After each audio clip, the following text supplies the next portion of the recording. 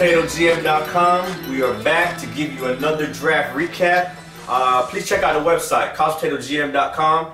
Check out all our content. We're doing a 32-team series. Like, subscribe, comment. Check us out on all social media platforms, man. Right now, we're going to do the Washington Redskins draft recap. What do you think about it, man? Let me start that over. Washington Redskins draft recap.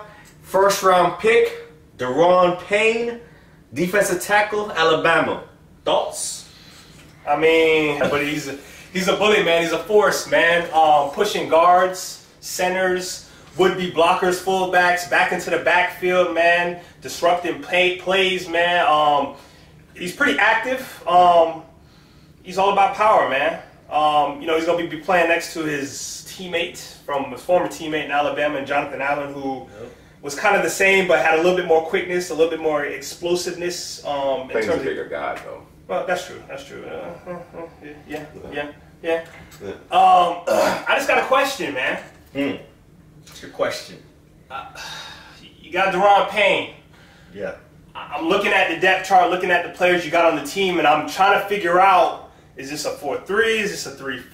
Why are we drafting a Da'Ron Payne? And I know that they, Redskins, they wanted Vita Vea, but he was scooped up by the Bucks the pick before. So I'm just trying to figure out, what's the game plan? Help me out, because I don't know. I think you got to have bodies in there. 2 years ago, the Redskins were terrible against the run. Last season, they were terrible against the run. They tried to draft Jonathan Allen to mitigate that. Allen got injured like 5 games in. So, let's draft another big body, his former teammate, Da'Ron Payne, and let's try to improve against the run. Payne, I think he could play multiple positions. I think he might get a little nose tackle run. He might get a little 5 technique run. When they get on passing downs, they might put Payne next to Allen, and they can rush both of them in the interior. I think he's a moving chess piece, man. I love Da'Ron Payne. I think it's just the movements. He's quick off the snap. Just how he uses his hands, swim move. He got the forearm shiver. He got it all, man. A lot of pass rushing moves. He's an underrated pass rusher too. Some people think he's just a run stopper, but he gets after the quarterback, man. He took over those games in the playoffs. Yeah, I don't really have a whole lot to add to that. Payne really does have those violent hands. He's also a leader. He also led that defense. He galvanized a lot of the guys on a really talented group. As far as the 3-4 versus 4-3 thing, my thought process is, and again, please weigh in on what you think Washington should do, what they're ultimately going to do. Whatever Ryan Kerrigan is most comfortable with. Oh, that's the guy? That's the guy. To me, in my opinion, in terms of, I'm not saying he's the focal point of that defense necessarily. That's why you brought in Allen, you brought in Payne, obviously, but he's your most accomplished pass rusher. Blue chipper, right? Blue chip guy that doesn't get the credit and the love that he deserves. You know what I mean? He's kind of the forgotten guy, but you look at the consistency throughout his career. He doesn't miss any snaps. He's always on the field, and the production is there. If he's more comfortable in a 3-4 and that 2-point motorcycle stance, then that's what I'm going to run. If he's okay and he's comfortable and he can be just as effective with his hand in the ground, then maybe you go in that particular direction. But for me, in terms of that pass rush in particular, whatever Ryan Kerrigan is most comfortable with, that's typically what I want to run. That being said, we're talking about a base set. How often are they going to be in that base set? With the league becoming more skewing to the pass, you're going to see more nickel, you're going to see more four-man, sub-packages, four-man down line. So, but generally speaking, running downs, base package, whatever Kerrigan is most comfortable with, that's what I'm trying to do. Okay. Definitely. Let us know if we're wrong, if we're right. Let us know on that particular pick and the scheme that they're running, man. From just looking at it on paper, it looks like you play a 4-3. You probably might be suited better for that, but let us know, man. They play multiple, man. Next pick, second round pick, your guy. My guy. Derrius Guice, running back, LSU. This guy fell. There's a lot of reasons thrown out there. To me, I just simply say, man, it's a different kind of cat. And that's why he fell, man. He's a different kind of guy. Yeah, and some teams are not comfortable with different kind of guys. Sometimes you're just different, man. But he was my number 2 back. Obviously, the number 1 back was, Saquon went to the Giants. But this guy right here, man, I know Henley was a little bit. This is your favorite back in this class. You may not feel that he's better than Barkley, but this is your favorite back. No, I wouldn't say he's my favorite. He's not your favorite? He's not my favorite. The mentality, he ain't your favorite? He's your favorite, man. I'm pretty sure he's your favorite. All right, we got a post coming out. Just read the post and tell you a little bit more how I feel about him. But Derrius, man, this is a guy, I think this is kind of what the Redskins have needed. With all the different running backs from the Matt Joneses, the Rob Kellys, Samaje Perine, who I guess he just couldn't understand the playbook and couldn't get on the field as much. And then you have Chris Thompson, who was a hell of a player. Hopefully he's healthy, ready to go. But he's also a different kind of back. This is the guy I think that the Redskins needed in terms of a power, physical, featured back in a Derrius Guice. And one of the questions was, can he catch out the backfield? He's coming from LSU, an unimaginative offense where they just didn't give him the football enough, and the little bit that I saw out the backfield was nice. I even seen some stuff, during the OTAs, mini camps and stuff, that he catch the ball. So to me, I'm not gonna fault you for what they didn't ask you to do, or you didn't show him film because they didn't ask you to do it. But he's got the burst, he's got the vision, in my opinion. He converts speed to power in an instant. Hell of a jump cut. He's going to be playing in front of a wonderful, one of the best offensive lines in the league if they can stay healthy. If healthy, yeah. If healthy. Lights, camera, action. Yeah, I don't really have a whole lot to add on that one either. I like Guice a lot too.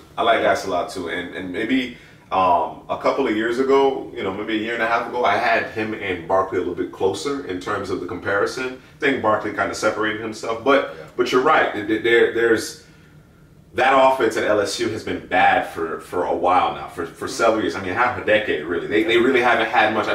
You can always point back to, we didn't know exactly who Odell was coming out. You know what I'm saying? Because of their inability to consistently push the ball down the field. And they were actually decent back then with Mettenberger, Landry, and Odell. Jeremy Hill in the backfield. So, Guice is a lot of fun. I'm interested to know what you mean by different kind of guy, though.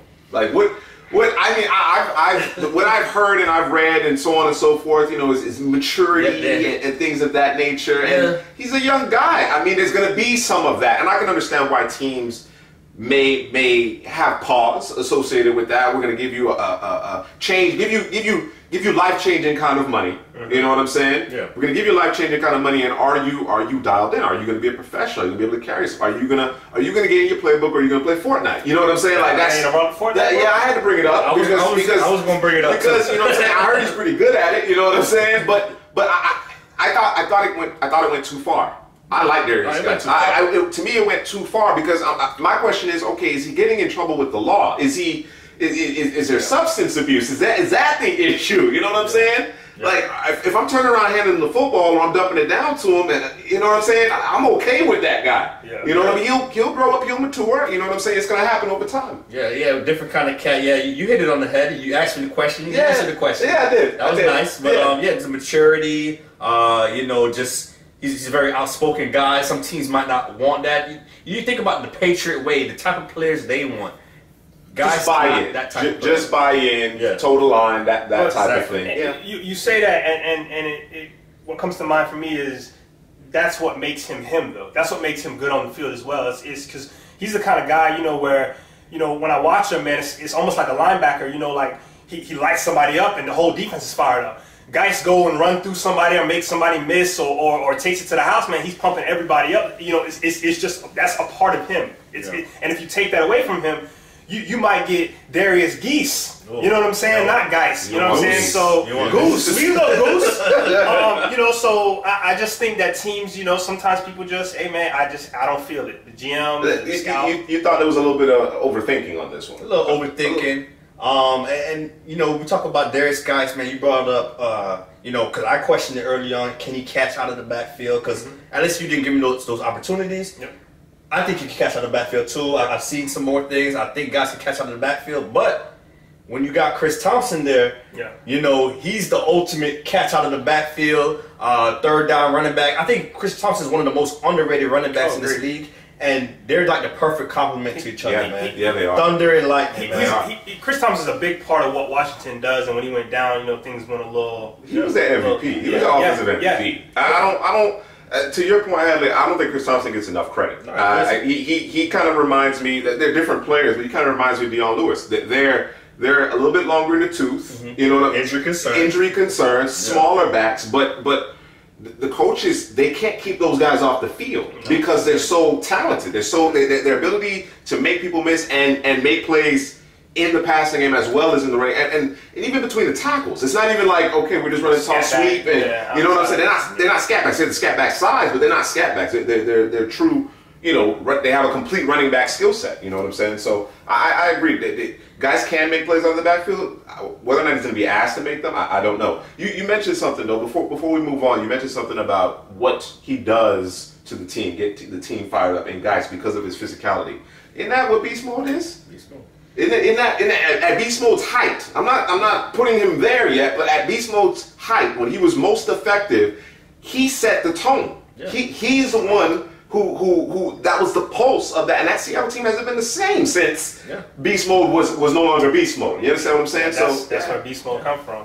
And then just to wrap that up between Guice and Chris Thompson is it also makes it doesn't make the Redskins offense predictable when Chris Thompson's coming on the field. You know, if both of them on the field at the same time, now you have no idea what's about to happen. It's a good point. You know, that adds to the offense. Yeah, it's not you know, Guice needs a blow, Chris Thompson checks in, they're passing. Yes. That's not the case. Yeah. Right. All right. 3rd round pick, the Washington Redskins selected. Is it Geron Christian or Geron Christian? I don't know. Let us know. Hit us with the phonetics. Unless you know, Juice. I don't know what you're saying. No? Yeah, hit us with the phonetics. Hit us with the phonetics, guys. I'm going to call him... We're going to do better, man. I'm going to call him Geron. Geron. I like I'm calling him Geron. I'm going to do another name. Christian, offensive tackle, Louisville. This guy's athletic, former basketball player, raw prospect. We talked about a lot of raw offensive line prospects in our previous videos. But with this guy, he doesn't have to start right away. You know, we have Moses on the right side. We have Trent Williams on the left side. He's like a swing tackle, and those tackles, like I mentioned, Moses and Williams, they have injury concerns. So hopefully he doesn't have to play right away. But if he has to, then that's what it's going to be. Because what do you guys think about Christian? To that point, ideally he doesn't have to play right away. You know, as Maurice Moses has gotten more comfortable in his role at right tackle, he's actually played really well. We already know what Trent Williams brings to the table. But injuries have been an issue. They have been an issue. You know, before I go into Christian, because I think you hit most of it, you know, he has a very good upside, very nice upside, very athletic. He's a dancing bear. He's a dancing bear type of player. When you say raw about Christian, what do you mean? Is it from a technical standpoint? Yeah, technical standpoint, because I know he's a 3-year starter, exactly. so he has experience. He's experienced. Just from a technique standpoint, he's got to work on a couple things. Yeah. Round 4, Washington selected Troy Apke, safety, Penn State. The combine, 4.3 speed. No, shout out draft boards after that. Made himself some money. Went back and watched the tape, and he flashed. He flashed. He came downhill. He made plays, high points to football, extremely well, and more depth. I think safeties is kind of a concern for Washington. So, what do you think about Troy? When I look at Troy, man, like, you know, when you watch film sometimes, or you see him at the combine, he lights up the numbers, and then you go back to the film, like, I don't remember him running that fast. I don't remember him doing all that. I don't see that on film. You watch this kid, you're seeing it. And, you know, he's a 1-year starter, and that closing speed is unbelievable. That coming downhill, going through the muck, finding the ball carrier is amazing. I think if this kid played more football, he might have been one of the top safeties, but just didn't get no love, didn't get no play. Didn't, obviously, without the experience, it's hard to, you know, 1-year player and stay, you know. So it wouldn't surprise me if the guy ends up starting somewhere, man. If he ends up starting at some point in the season, because that speed, he plays to that speed, man. So he's gonna be a hell of a special teamer, if anything. Definitely that. Yeah. Yeah, man. And you said about Apke, you know, he flies downhill, but sometimes, you know, just the angles or, you know, the leverage he comes in with, sometimes he misses tackles, so he needs to work on that. But other than that, yeah, man, dual threat safety, tackling, playing the pass, playing the run. I think he will start at some point this season. Sounds like he just needs more playing time. Exactly. More ticks. He needs more time on the field. Yeah. Next selection, Washington select Tim Settle, defensive tackle, Virginia Tech. I love this guy on tape, man. He's a broad street bully, man. He's a one-line player. He's a nose tackle. Even though they played him different places at Virginia Tech. Yeah. I think he's just a straight up the middle beast, man. What do you guys think? But Foster gets exotic. As long as he's been there, whatever, he gets exotic with his how he moves his chess pieces around. You know what I mean? So, but a lot of talent comes out of Virginia Tech, particularly on the defensive side of the ball. I wasn't a fan of him moving Tim Settle around because you could clearly see that this is a guy who needs to be forward, not sideline to sideline, not lateral. He's a two-down player, and he's a depth piece for this team. And again, I ask him, going back to the well now, what are we? Are we a 3-4? Are we a 4-3? This guy's going to be excellent in short yardage. He's going to be excellent in goal line. He's another piece. Yeah, I think the future is like Allen, Settle, Payne. I think that's that core future, that three-man front. Take Settle out on passing downs, and then bring in another pass rusher, a nickel corner, or something like that. So you bring up a good point, Drew. And I mentioned Bud Foster getting kind of exotic and moving guys around, having defensive linemen stand up, guys blitzing from the rafters and whatnot. I think with Settle, he can play right over the center, or he can play between in that A gap. You know what I'm saying? There's a one technique. So I think you make a good point, Heather. I think ultimately that's kind of what they're looking at, and we've noticed over the years that those two down guys, they're starting to fall. They're starting to fall in drafts. You understand what I'm saying? Yeah. But they're so important, though. You need that, and Washington needs bodies. They need bodies. We talked about the Christian pick. You know what I mean? As a swing tackle, just as in case, and then ultimately, they may decide. You know what I mean? Trent Williams' body breaks down on him, or Morgan Moses, is up for that extension, and it's time to go in a different direction. Settle obviously gives you another body, adds to that rotation, and ultimately could develop into a starter. We saw it with DJ Reader down in Houston. Yeah. He came in, he played behind Vince Wilfork, and again, he came in as a 6th-round pick. If he had more pass rush ability, and I think Settle does have some sneaky ability to collapse the pocket. Got to hone it a little bit. The issue with Settle is condition. That's the issue. I think we're calling him a 2-down player. I think he has 3-down capability. The problem is can he keep up? The motor, the stamina. Yeah. And again, it's a trend right now where they want to stop the run. Settle, Da'Ron Payne. All right. 6th-round pick, we got Dion Hamilton, Alabama linebacker. SEC guy. What you got? Another Alabama defensive player for these guys. Yeah. I mean, this is a guy who's been injured, most of his career, and I believe he's going to be a super special teamer. It's a pedigree thing. I think these guys are Nick Saban's ear over there in Washington because we've gone. What's that? That's 3 That's 3 Alabama players in the last 2 years, if not more. If I was to look at their last draft, I know they got Allen last year. Obviously, got Payne this year. Turn around, get a Hamilton. And this is a guy who maybe in the future is a developmental player who needs more time. And the pedigree. So 7th-round pick, Washington went Greg Stroman, cornerback, Virginia Tech. Back to the Virginia Tech the second defender they got from Virginia Tech. So they're nabbing VTech and Alabama defenders, man. Thoughts on Stroman? I mean, Stroman, it's about the ball. It's about getting the ball. He's got 9 picks in his career at Virginia Tech, and he can, he's a special teamer, man. Turns offense or defense into offense. Yeah. Everybody like that. Yeah, and they needed that depth too, because you think about the Redskins corners from last year. Fabian Moreau, he didn't play last year. He's coming off of an injury. They brought in Orlando Scandrick, who's had injury concerns for Dallas the last couple of seasons. So you need that depth. They definitely need the depth. I think with this pick as well as Apke, you expect both these guys to really initially make their impact on special teams, but they add a certain level of athleticism that this secondary hasn't had. You know what I mean? Breland isn't in town. He had an injury, and I think he's a free agent currently right now. Norman's a technique guy. He's about physicality. You know what I'm saying? He's not necessarily running with everybody. Swearinger, you know what I mean? These guys they're not burners. Yeah. So they wanted to add some speed. They wanted to add some speed to the third level of their defense, and I think they've done that with Apke and Stroman. They traded away Kendall Fuller, so it took them a little while to get that corner, but they do get Stroman, and like I said, or like you guys mentioned, the ball production, the ability to get your hands on the football, turn defense into offense, it's coveted. You know, in this passing league, you know, you're going to give up receptions, you're going to give up yardage. Can you get an additional possession by taking the football away? Yeah.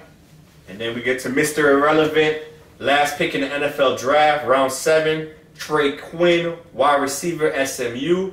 I'm just give it to CPGM Drew, man. This guy's raving about him. He said hashtag fantasy sleeper. Still a stunner a little bit. Give him the sauce. Still a stunner. That's what we're here for, man. Inform folks. Trey Quinn doing a little research. Obviously he played for SMU, but he's coming from LSU, and he was smart enough to get the hell out of LSU because he wasn't getting the targets, and figured, you know, let me go to somewhere where I can get the targets. And he had 114 catches and 13 touchdowns. So this guy's all about the production, man. And I just got one question to ask, and I also put it in the post. Who's the number 1 wide receiver for the Redskins? Man, they got a plethora of guys. No, they got a plethora of guys. I like all 3 of their receivers. No, but is any of them number 1s? No one. But is Trey Quinn a 1? I still don't think they have any 1s. I'm just telling you, Redskins fans, man. What do you think? Who's y'all number 1 receiver? But for this guy to make it to LSU, which is a very talented program, but obviously they can't figure out how to get those receivers the football. He left, went to SMU, and you saw the production. So I have a feeling this guy's going to light it up.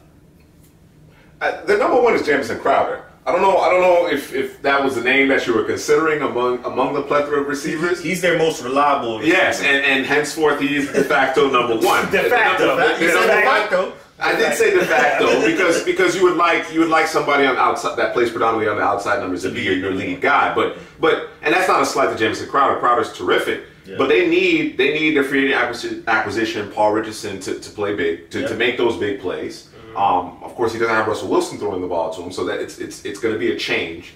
And they invested the first round pick in Josh Dotson. It's time. You gotta. I mean, you know, there's been a number of receivers, young receivers, that have struggled with injuries, and people just, you know, kind of cast them aside because they've struggled with said injuries. You know, I'm more apt to do that with a guy who didn't have enough production at the collegiate level. You know, you kind of just going based on spark numbers or one big season and then you don't do anything. I can understand that. But in the case of Dotson, when given opportunities, for the most part, he's played fairly well. There's reason to be optimistic about Dotson. Yeah. Whether or not he gets the targets, whether or not, you know, they can build the chemistry with Alex Smith over the course of this offseason remains to be seen. But the number 1 in Washington is Jamison Crowder. Yeah, and you said Alex Smith. I was like, we almost did a whole video without mentioning Alex Smith, their new quarterback, who they traded Kendall Fuller for. Mm-hmm. But the Redskins, it's not a competition for wide receiver. They also picked up undrafted free agent Timmy Cobbs Jr. Yeah. Mm-hmm. Very productive in his college career. Big boy. A lot of names, and it's going to be an open competition over there. And there you have it. You want to close it out? Yeah. You're the closer. Yeah, I'm the closer. This is Mariano Rivera right there. I don't know about all that, but guys, we want you to go ahead and like the video. We want to interact with you. We want to discuss. We want to debate it. We want to talk about it, man. There's a lot of draft Nick, a lot of analysts, a lot of people out there who just write their stuff, post it on Twitter or their website, and then they don't talk to you. You hitting them. I'm going in the comments. I'm looking. I'm seeing if they hit. They're not hitting nobody back, man. They're not talking to anybody, man. And I understand they might have over 100,000 million gazillion followers, and they're like, I'm not talking to every one of those guys. That's what we want to do. We want to talk to everybody, man. We want to converse. We want to conversate. We want to talk about it, man. And so again, I'm going to go back to what's the defense? 3-4-4-3. Yeah, let us know where they should go in that direction. Who's your number 1 receiver? Who's your number 1 receiver? Trey Quinn. Who's your number 1 receiver? And let's talk about it, man. Is Guice really that different?